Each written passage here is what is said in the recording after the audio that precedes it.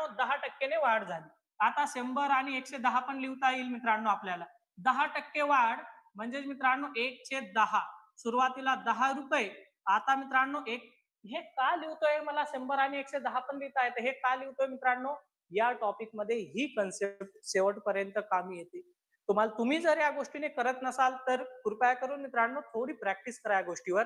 पुढे फायदा होईल तुम्हाला कळेल. आता 10 इथं 11 क्लिअर इथपर्यंत, म्हणजे सुरुवातीला 10 रुपये, आता 11 रुपये. तर मित्रांनो किती वापरांवर कमी करायला पाहिजे? 11 ला 1 तर 100 ला किती? तर मित्रांनो हे तिरकस गुणाकार वगैरे केलात, कॅल्क्युलेशन केलात तर तुम्ही 100 छेद किती 11, 11 ने भाग द्या मित्रांनो, 11 चे 9 पट 99 होतात. मग या ठिकाणी पुन्हा 1 इथं पॉइंट, इथं 0, पुन्हा या ठिकाणी 0, आणखी या ठिकाणी 9 पट म्हणजे 9.9%, किंवा याची किंमत बऱ्याच वेळेला 9.1/11% असे पण देतात. पण इथं पर्यायामध्ये मित्रांनो 9.09% हे बरोबर आहे.